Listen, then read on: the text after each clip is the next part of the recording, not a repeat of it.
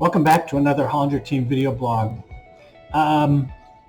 This question, I guess, that we would have this is what's happening around the whole state, or you get a lot of information about the Flathead Valley, but what else is going on around the state?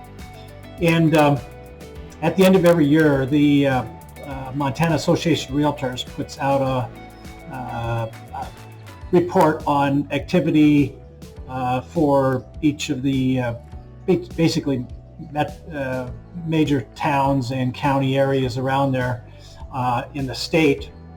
So I thought I'd share what we have from 2022 in regard to homes and condos and townhomes. No land data in these reports, but it's all probably pretty similar to what we report here from the Valley, and also from what we have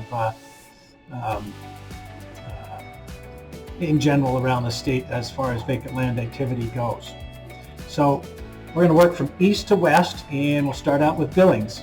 Billings had, and all of these but two communities had, for generally speaking, a decrease in the number of transactions. So Billings for homes had and I'm just going to talk about the percentage. You can see the numbers on these slides.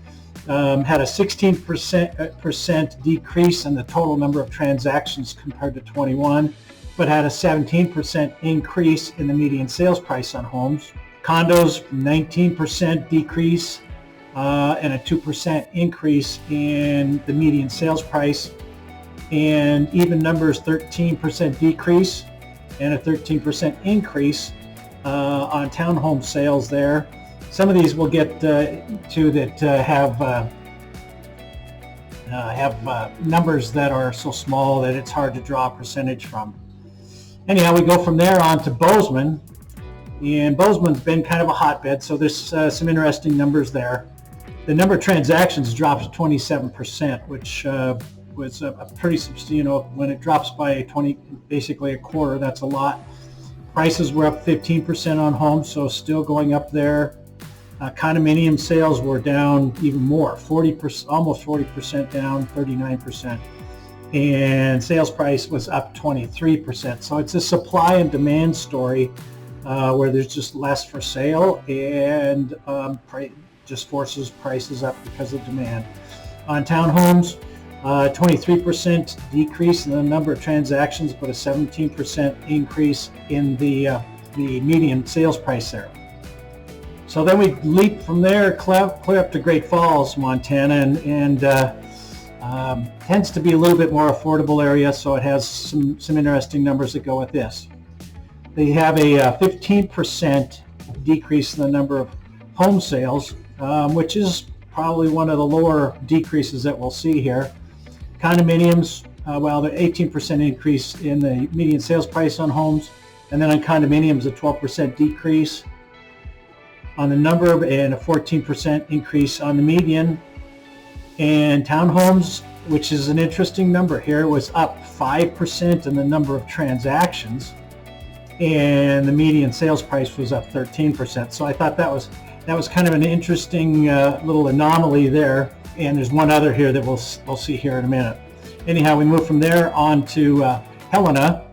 In Helena, there was a 16% decrease in the number of sales on homes, and a 17% increase in the number on the median sales price. Condos were down more. They were down 23%, but the median price was up 23%. So sometimes I wonder if there's a little balance between supply and demand that kind of reflects itself on the decrease in the number of transactions and the increase in the median sales price. Townhomes there, when you get down to 9 sales in a year on the townhome, it's hard to draw really what I call good statistics, but basically it was down 50%, and the median sales price on that was up 28%. Then we're going to go down to Butte and Helena, and then over to the west, the Continental Divide, I guess Butte is, but anyhow, Butte had a decrease of 19% in the number of home sales and a 6% increase in the median price. This is the one that really stuck out, I thought was crazy, was condos. There was only one condo sale in the entire year in Butte compared to 22 the year before. So I don't know if they just sold all the condos. I guess if you have a condo in Butte, you might want to put it up for sale because it looks like there's probably a fair amount of demand and not much supply. And the median price went up 30% on that. So there may be opportunity in Butte on a condo if you have one there. Townhomes, a few more sales there, but really small, a pretty small market. 27% down in the number of transactions, but the median sales price was up by 15%. And Missoula has actually been doing pretty well, and but numbers are down there too. We saw a 21% decrease in the number of transactions on homes and a 14% increase in the median sales price. We saw a 39% decrease in the number of condo sales and a 17% increase in median price. So supply and demand story here. The whole message of this video is supply and demand.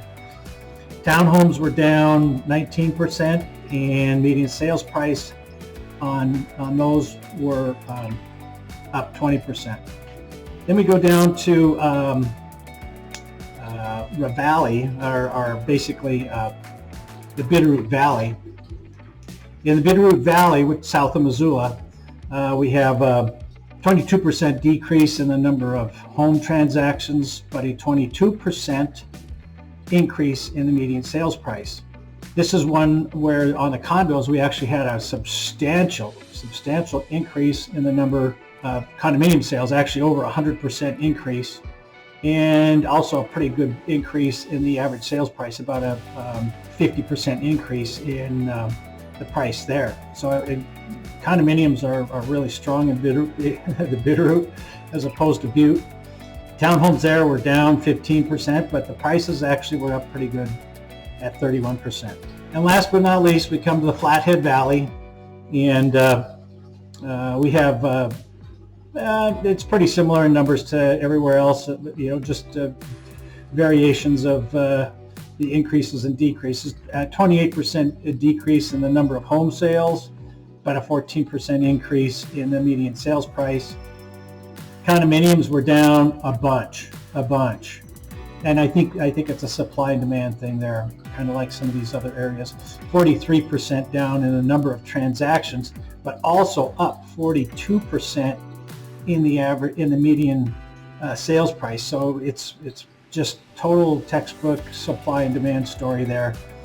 Townhomes in the Flathead Valley were down 34% in the number of transactions, but they were up 30% in median sales price. So hope you found that interesting. The slides are there for you to look at. You can pause the video and in any particular market area that you'd like to see how those compare in rock solid sales numbers and not just percentages. If you have any questions, please feel free to reach out. Thank you very much for watching another Hollinger Team video blog. Hope you enjoyed it. Pass it on to your friends. Subscribe, please, if you haven't. And look forward to presenting another Hollinger Team video blog in the near future.